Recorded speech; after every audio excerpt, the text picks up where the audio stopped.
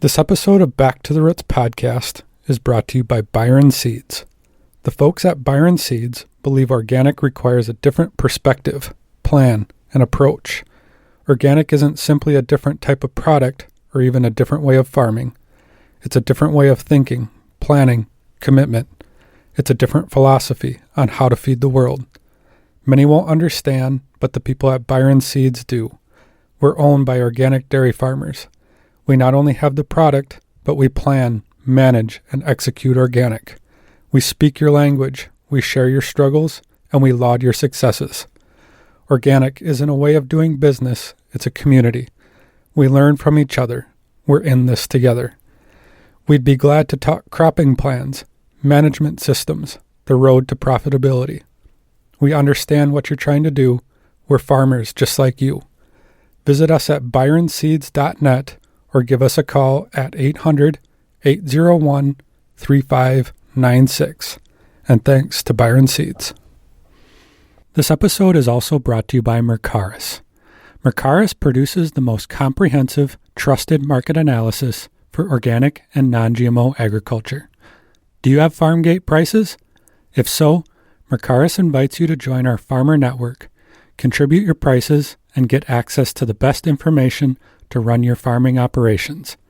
Get started by visiting us at mercaris.com/farm_gate_survey. And thank you to Mercaris.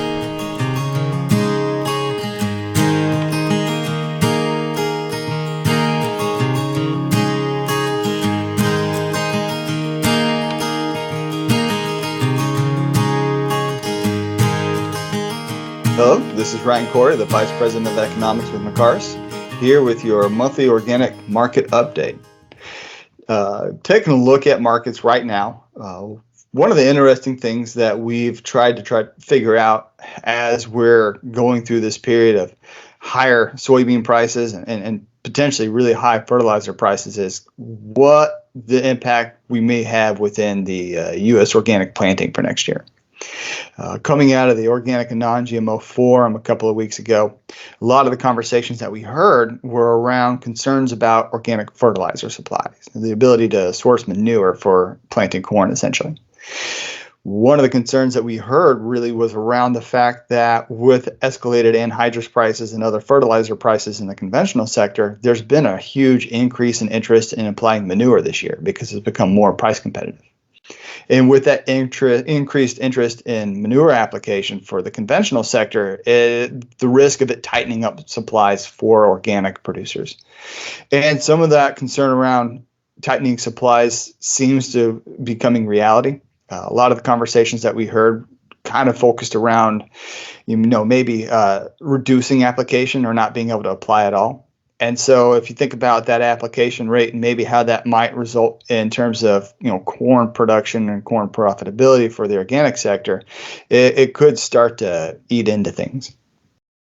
And where this starts to become a little bit more interesting is if you think about it in the context of the soybean prices we've seen over the past year and really over harvest, as we see organic soybean prices hang out around the $32 per bushel range, that adds a lot of profit incentive to growing organic soybeans.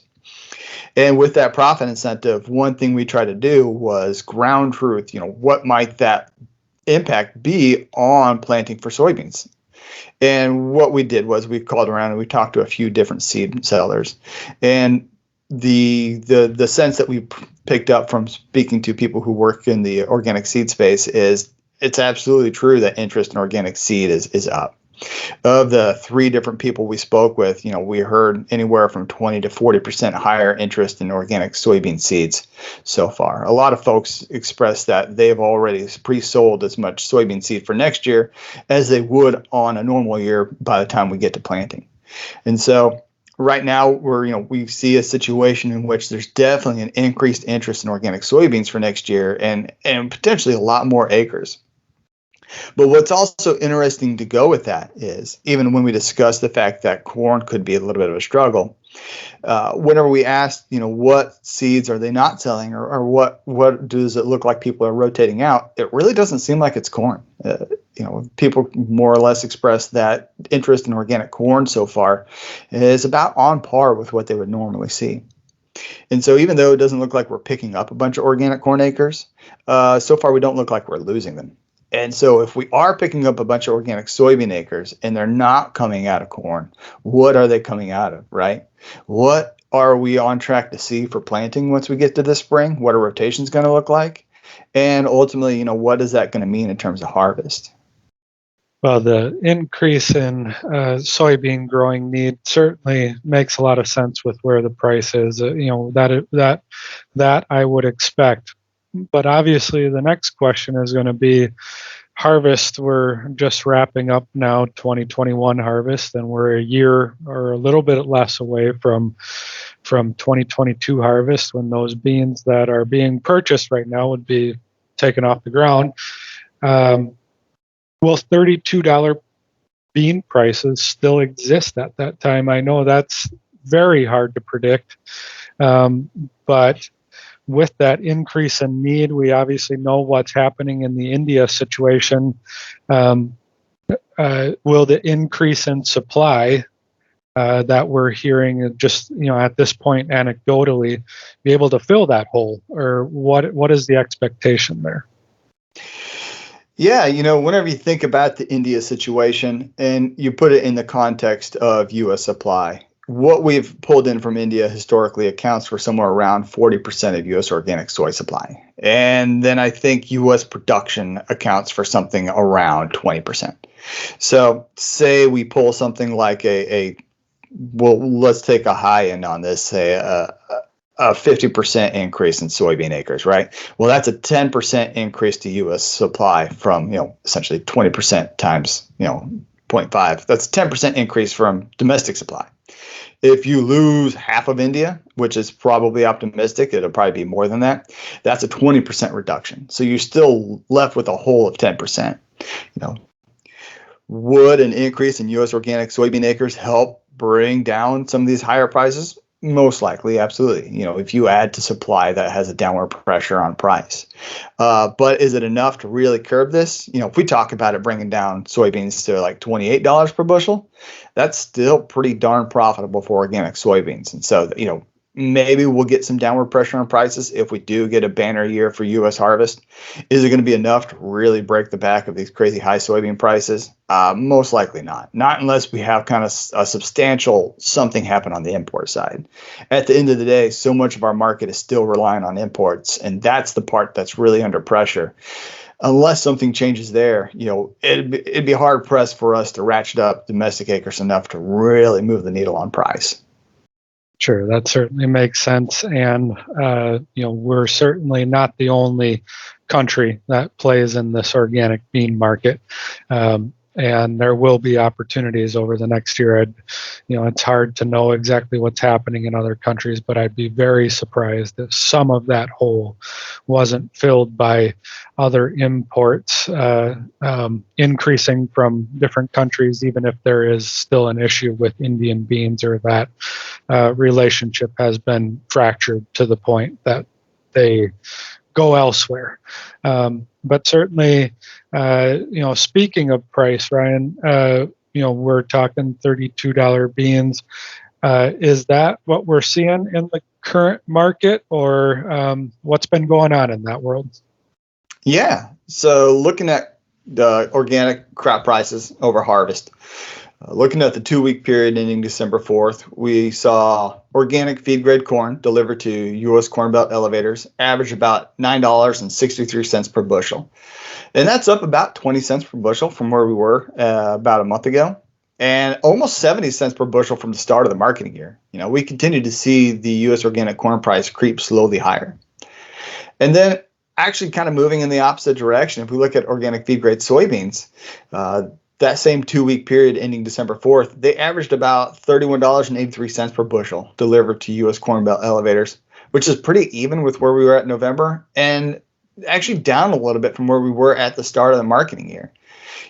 When we go back and we look at late August, early September, we were seeing contracts in the $33 to $35 per bushel range, and we're not seeing very many of those anymore. We're really kind of steady state around this $32 per bushel for delivered price contracts.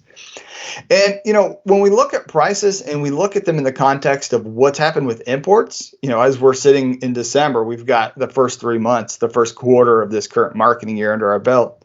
If we look at what imports did over that quarter, things, this is always the risk of prognosticating, right? You're shooting for a moving target, and by the time it gets there, you generally miss the bullseye. But what's interesting is if we look at what's happened with organic corn imports over the first 3 months of this marketing year, we're actually sitting a little bit higher in terms of how much organic corn we've pulled in, about 500,000 bushels higher relative to where we were at this point last year. Now, if we look at where that corn's come from, really what it looks like is an increase in organic corn imports from Canada. They had just as good harvest as we did this year for the most part, and we've got a market with some pretty high prices, and it looks like the Canadian market's taking advantage of that. Looking at those first 3 months, U.S. imports from Canada are up about 229% year over year. They're up pretty stiffly. Also, we're seeing an uptick in organic cracked corn imports from Turkey, up about 65% year over year. But even with that increase, cracked corn from Turkey was down pretty sharply last year, so this is a bit of a bounce back.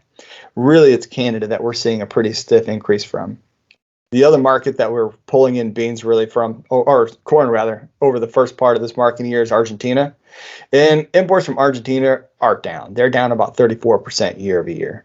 So what's interesting, though, is if we look at organic corn holistically, and we take what we've seen with prices over harvest, right? We've seen prices gain about 70 cents per bushel.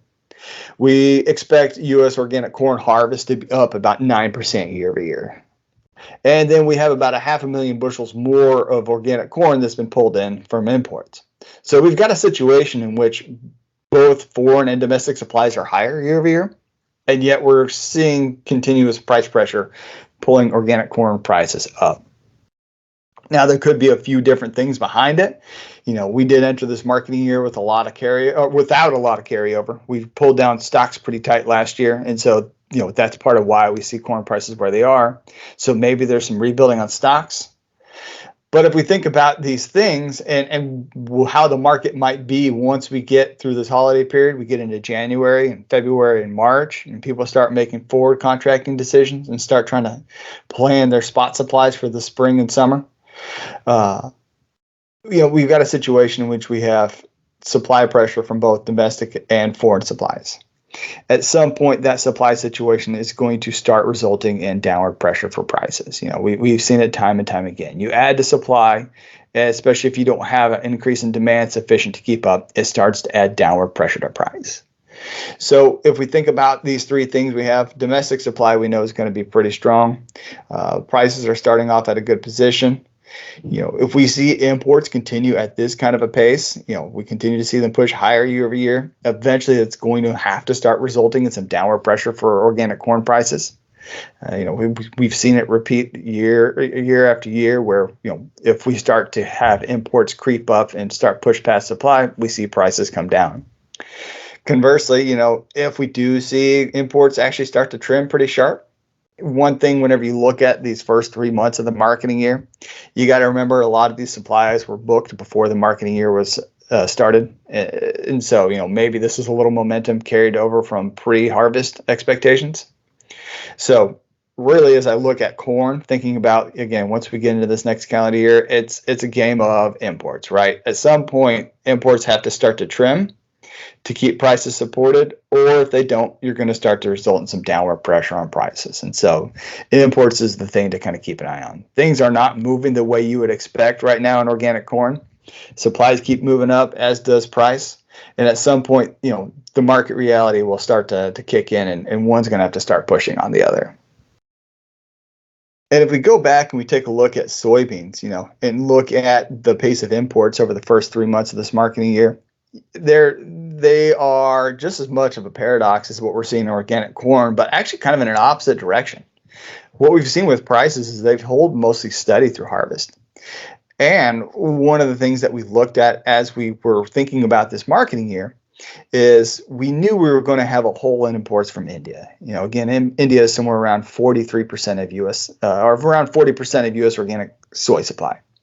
And with all the trade situation that developed last year with India, there was a lot of expectation of reduced imports from that country, and we've definitely seen that. But one thing that we anticipated was with that decline in imports, we thought we were going to see an increase in organic soybean imports. And in some situations we've had, if we look at imports from Canada and we look at imports from Argentina, they're actually both up so far, But what we're seeing is really two factors on the soybean side. Number one, imports from the Black Sea region haven't started moving higher yet. They're actually continuing to trend a little bit lower year over year. And imports from the Black Sea are a little bit strange at times. We'll go a month or two without seeing much, and then all of a sudden we'll get a big glob of them. And then we'll go a month and we'll get a big glob of them. So there's a chance we're going to see imports from the Black Sea actually kick up here pretty soon. But the real big hole that we're seeing actually is in India. One of the things that we thought we might see is with all the focus in India being put on soybean meal, it would create an opportunity for an increase in organic soybean imports from India. But we're not seeing that. And organic soybean imports from India are down pretty sharply. We've imported very little so far this marketing year. And so the question becomes, if we look at this, if we think about Argentina, we're kind of reaching the point where we're not likely to import a lot more soybeans from Argentina until we get later in this marketing year. We're getting past that peak period. Black Sea might come in and start filling in some supply. Canada, there's only so much you can pull in from Canada. It's already elevated. But we're not seeing this increase from India. And so with that, that's creating a hole in imports. Like I said, down about 43%. And then if you take organic soybean meal, it's down pretty well consistent with our expectations. They're down about 61% year over year. But if we take all this again and we think about it back in the context of price, right? We have a situation in which we know we have a really good U.S. harvest. We think U.S. organic soybean production is going to be up somewhere around 15% year over year. And that could be one of the factors that's holding prices sideways. But U.S. supply is only about 20% of our total supply picture. If we look at beans and meal imports, they're down 43 and 61% respectively over these first 3 months. So from a genuine supply perspective, we're lower. But even with that lower price situation, it's not resulting in upward pressure on prices yet. But again, like we did with corn, if you think about these factors as we get into this next marketing year, and this becomes more substantial, you've got $32 per bushel soybeans, which seems to be where they're sitting right now.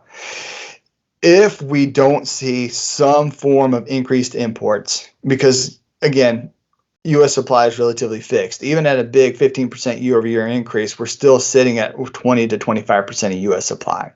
If we're losing 40 to 50% of our imports, then that creates a supply hole in the U.S. that is going to result in higher prices. We're not seeing them yet, and maybe we won't. Maybe we'll start to see a pretty substantial increase in imports from Turkey or Russia or where have you. But as we sit right now, wrapping up this calendar year, and as we sit looking back at the first quarter of the marketing year, again, the market's not really moving the direction you would expect. You've got flat prices on declining supplies. And at some point, the rubber has to meet the road. The market will adjust, and you'll start to see either an uptick in imports, or you're going to have to start to see prices creep higher. Well, with we certainly thought that in the corn market, a good harvest might, put some downward pressure on prices. Not seeing that quite yet. And in the soybean market, we thought the decline in imports and the whole issues that we've been dealing with in that world might lead to a rise in prices. And some of the news that we've heard over the last couple of months seemed like it might at least lead to a little bit of knowledge of how we might move forward. And yet it's still shaking out. So certainly, we're going to be watching the changes as we move forward here.